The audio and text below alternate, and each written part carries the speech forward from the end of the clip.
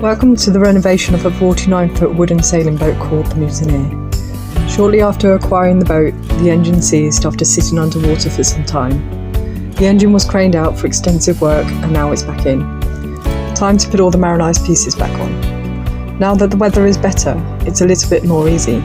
As you saw in my previous videos, I was working on the engine through the British cold winter, which was very challenging at times.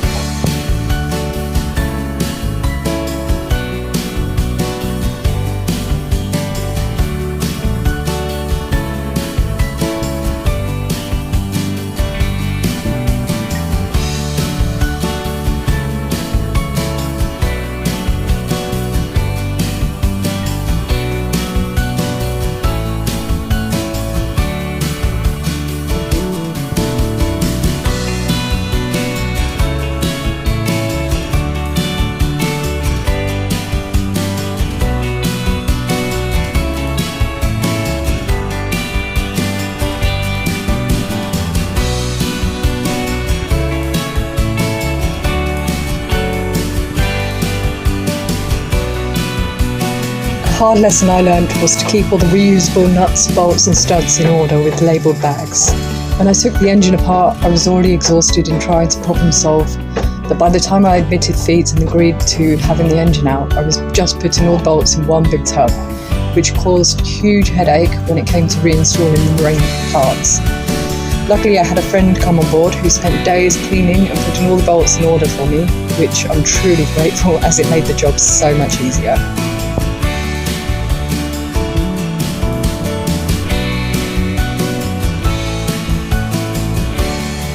We did a dry run first, installing all the parts without gaskets, sealer or bolts, so we knew that we had the right bolts in the right place. We then bagged them, labelled them and taped each bag to each part. Some bolts were missing or unusable, so I replaced them with new ones.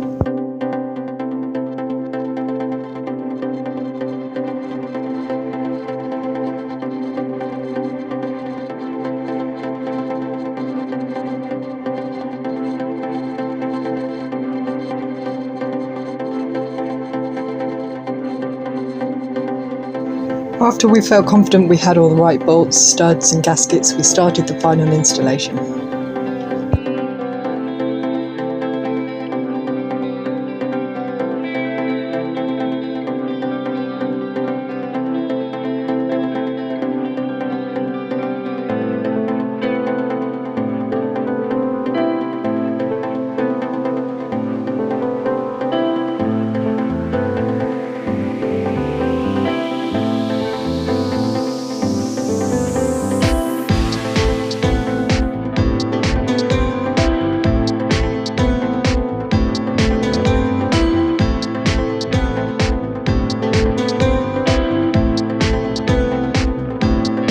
All of the wiring had to be either renewed or new connections, as they had rusted through from when the engine was partially immersed underwater.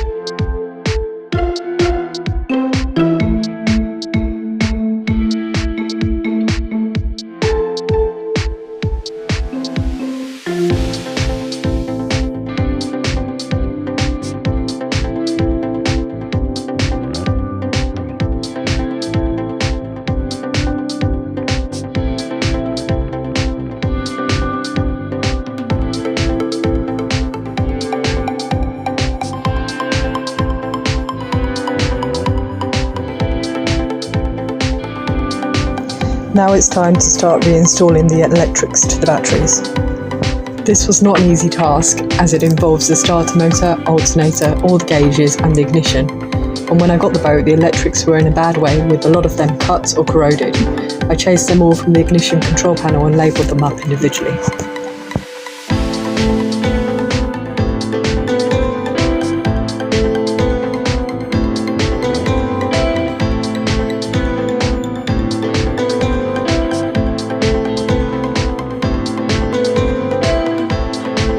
There were times I came to a grinding halt in the engine, waiting for parts, so I'd do other necessary tasks on board the ship.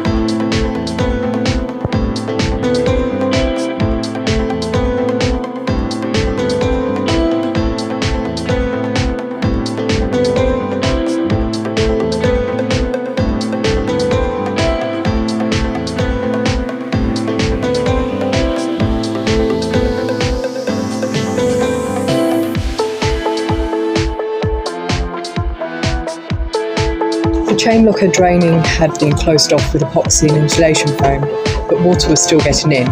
We also wanted to feed the anchor chain back through the draining hole instead of along the bowsprit, so we needed to remove the epoxy and insulation.